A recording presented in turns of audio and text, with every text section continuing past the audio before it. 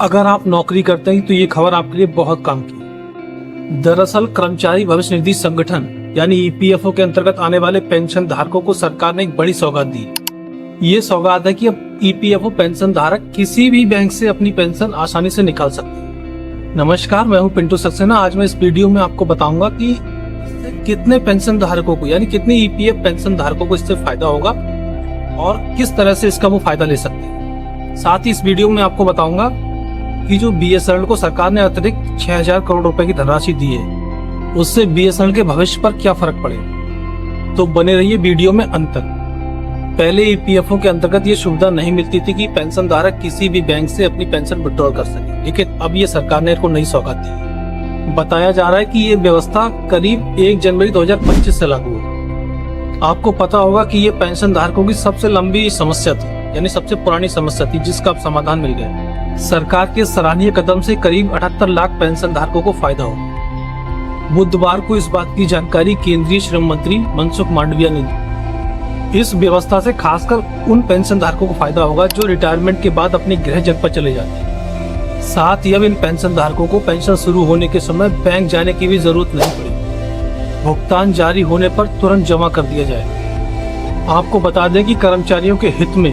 इस पेंशन योजना को 1995 में लाया गया था, जिस वजह से इसे ईपीएस 95 के नाम से भी जाना जाता है। शायद आपको पता होगा कि जब कोई कर्मचारी किसी कंपनी में कार्यरत होता है तब उसका पीएफ काटा जाता है, जिसका कुछ हिस्सा तकरीबन 8.33% पेंशन अकाउंट में जमा कर दिया जाता है, जिसको उसके रिटायरमेंट के बाद उसे पेंशन के रूप में दिया जाता है। इस वीडियो की हमारी अगली खबर है कि जल्द लॉन्च होगा बीएसएनएल 4G, जिसके लिए सरकार ने बीएसएनएल को 6000 करोड़ रुपए की अतिरिक्त धनराशि देने का ऐलान किया है। शायद आपको मालूम होगा कि आज से 2-2.5 महीने पहले जियो और एयरटेल ने प्राइस बढ़ाए थे। उसके बाद लोगों ने बीएसएनएल की तरफ रुख किया था, इसे एक विकल्प के तौर पर देखा था, जिसकी धमक सरकार के कानों तक भी पहुंची थी, जिसके बाद बीएसएनएल को टाटा का साथ मिला। लेकिन हम सभी जानते हैं कि बीएसएनएल के अभी हालात उतने अच्छे नहीं जितने कि इन प्राइवेट प्लेयर्स जियो और एयरटेल ने अपनी मार्केट में धाक जमा रखी।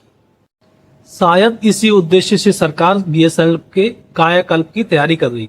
शायद आपको मालूम होगा कि इससे पहले भी बीएसएनएल और एमटीएन के मर्जर की बातें सामने आई थी, लेकिन ऐसा अभी तक देखने को नहीं मिला है। बताया जा रहा है कि इस पैसे से 4G सेवाओं का विस्तार किया जाएगा और साल के अंत तक बीएसएनएल के करीब 75,000 टावर्स लगाए जाएंगे, जिससे बीएसएनएल का यूजर बेस और ज्यादा मजबूत हो जाएगा। अगर बीएसएनएल अपनी नेटवर्क सेवा में सुधार कर ले तो शायद फ्यूचर में जियो यूजर्स की संख्या लगातार बढ़ती हुई देखने को मिले। यूजर्स जियो और एयरटेल की तरफ क्यों भागते हैं? इसका एक ही कारण है कि उनकी जो सेवाएं हैं वो ज्यादा बेहतर है बीएसएनएल के मुकाबले।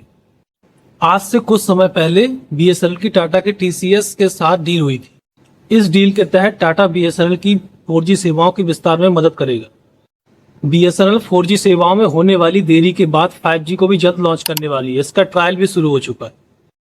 आगे भी इसी तरह की जानकारी पाने के लिए आप हमारे चैनल को सब्सक्राइब करें, वीडियो को लाइक और शेयर करें।